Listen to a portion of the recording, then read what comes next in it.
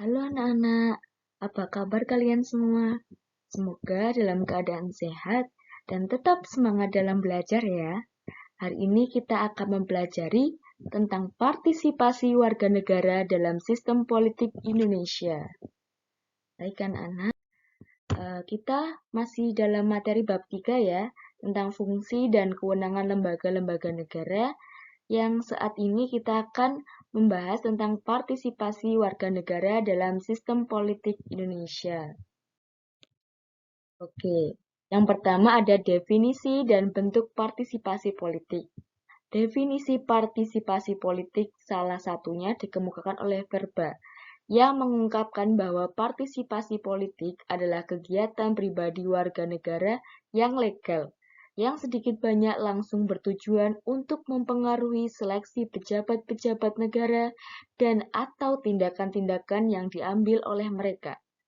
Partisipasi politik adalah kegiatan yang dilakukan oleh warga negara, baik secara individu maupun kolektif atas dasar keinginan sendiri maupun dorongan dari pihak lain yang tujuannya untuk mempengaruhi keputusan politik yang akan diambil oleh pemerintah, agar keputusan tersebut menguntungkannya. Bentuk-bentuk partisipasi yang umum ada dua, yaitu partisipasi aktif dan partisipasi pasif. Partisipasi aktif adalah bentuk partisipasi politik yang dilaksanakan dengan pengajuan usul mengenai kebijakan umum beserta pilihannya alternatif.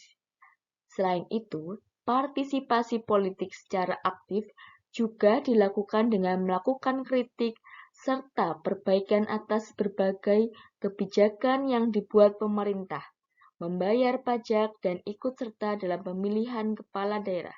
Sedangkan partisipasi pasif adalah bentuk partisipasi politik yang dilakukan dengan menaati, menerima, serta melaksanakan saja seluruh keputusan pemerintah. Artinya, masyarakat hanya sekedar menerima dan mengikuti saja, tanpa menyatakan pengajuan usul ataupun kritik. Bentuk jenis partisipasi politik menurut Samuel Huntington dan Joan Nelson membagi bentuk-bentuk partisipasi politik menjadi 1.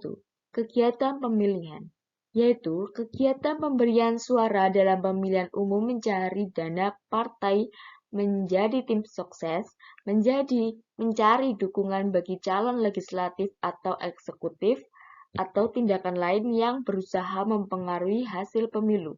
Yang kedua, lobby, yaitu upaya perorangan atau kelompok menghubungi pimpinan politik dengan maksud mempengaruhi keputusan mereka tentang sesuatu isu. Yang ketiga, kegiatan organisasi, yaitu partisipasi individu ke dalam organisasi, baik selaku anggota maupun pimpinannya, guna mempengaruhi pengambilan keputusan oleh pemerintah. Yang keempat ada contacting atau mencari koneksi, yaitu upaya individu atau kelompok dalam membangun jaringan dengan pejabat-pejabat pemerintah guna mempengaruhi keputusan mereka. Kemudian, partisipasi politik juga dibagi menjadi dua jenis, yakni partisipasi politik secara konvensional yang merupakan bentuk partisipasi ini dilakukan dengan melakukan diskusi politik, pembentukan dan penggabungan organisasi politik, kampanye, dan lain sebagainya. Selanjutnya, partisipasi politik secara non-konvensional merupakan bentuk partisipasi ini dilakukan dengan cara demonstrasi, mogok, serta pembangkangan tanpa disertai kekerasan. Oke, selanjutnya. Ciri-ciri masyarakat politik. Partisipasi politik yang baik akan terwujud dalam masyarakat politik yang sudah mapan. Suatu komunitas masyarakat dapat disebut masyarakat politik jika masyarakat tersebut telah memiliki ciri-ciri sebagai berikut. 1. Selalu ada kelompok yang memerintah dan diperintah. 2. Memiliki sistem pemerintah tertentu yang mengatur kehidupan masyarakat. Yang ketiga, memiliki lembaga-lembaga yang menyelenggarakan pemerintahan. Yang keempat, memiliki tujuan tertentu yang mengikat seluruh masyarakat. Yang kelima, memahami informasi dasar tentang siapa yang memegang kekuasaan dan bagaimana sebuah institusi bekerja. Yang keenam, dapat menerima perbedaan pendapat. Ketujuh, memiliki kepedulian dan kepekaan terhadap masalah-masalah yang dihadapi bangsa. Yang kedelapan, memiliki rasa tanggung jawab terhadap perkembangan dan keadaan negara dan bangsanya. Yang kesembilan, memiliki kesadaran untuk berpartisipasi dalam kegiatan perumusan dan penentuan kebijakan negara, mengawasi dan mendukung pelaksanaan kebijakan tersebut dalam berbagai bidang kehidupan. Yang terakhir, yaitu menyadari akan pentingnya pembelaan terhadap negara, kedaulatan, keberadaan, dan keutuhan negara, memahami, menyadari, dan melaksanakan sikap dan perilaku yang sesuai dengan hak dan kewajiban sebagai warga masyarakat dan warga negara. Sebetulnya masih banyak sekali ciri-ciri masyarakat politik yang harus kita pelajari ya. Simak selanjutnya. Di lingkungan sekolah, kita dapat mengimplementasikan dari nilai-nilai yang kita bisa bentuk, yaitu dengan kegiatan pemilihan ketua kelas, ketua OSIS, dan ketua organisasi ekstrakurikuler seperti pramuka, pencinta alam, PMR, paskibraka, dan sebagainya. 2. Pembuatan anggaran dasar dan anggaran rumah tangga OSIS atau organisasi ekstrakurikuler dan yang diikuti. Yang ketiga, forum-forum diskusi atau musyawarah yang diselenggarakan di sekolah. Semoga anak-anak selalu aktif ya di sekolah untuk menjadi pribadi yang lebih baik dan sebagai warga negara yang baik juga. Kita lanjutkan ya. Lalu di lingkungan masyarakat, yang pertama ada forum warga, yang kedua pemilihan ketua RT, RW, kepala desa, ketua organisasi masyarakat, dan sebagainya.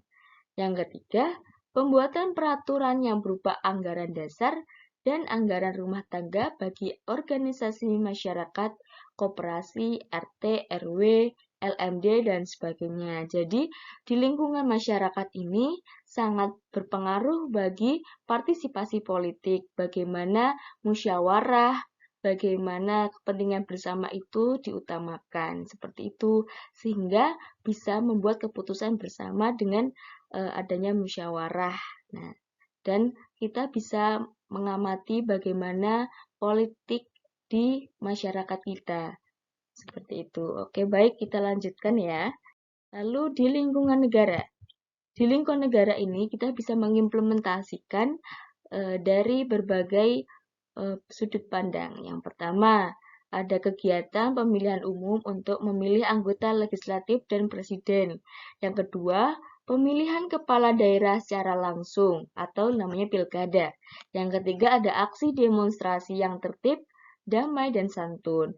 Perilaku politik yang tidak langsung dapat diwujudkan melalui penyampaian aspirasi pada lembaga perwakilan rakyat, partai politik, organisasi masyarakat, dan media massa. Jadi banyak sekali wadah yang bisa kita lakukan untuk menjalin demokrasi bagi kebaikan bangsa dan negara, seperti itu. Oke, nanti kita akan memberikan kesimpulan ya, baik partisipasi politik bagi masyarakat merupakan wujud dari demokrasi. Baik secara aktif maupun pasif, masyarakat harus ikut dalam partisipasi politik karena sebagai kewajiban warga negara. Keterlibatan rakyat sangat penting untuk membentuk sistem birokrasi yang dapat menyuarakan suara rakyat dan untuk kepentingan rakyat. Baik, lalu ada tugas mandiri. Yang pertama, sebutkan dan jelaskan faktor-faktor partisipasi politik. Yang kedua, jelaskan pentingnya partisipasi politik dalam kehidupan warga negara. Oke, untuk tugasnya digarap ya dalam komentar pribadi. Oke, baik. Terima kasih atas partisipasinya, atas disimaknya PPT dari Ibu. Semoga bermanfaat dan semoga bisa mencari ilmu yang lebih banyak lagi ya. Oke, baik. Terima kasih. Sekian dari Ibu. Salam semangat.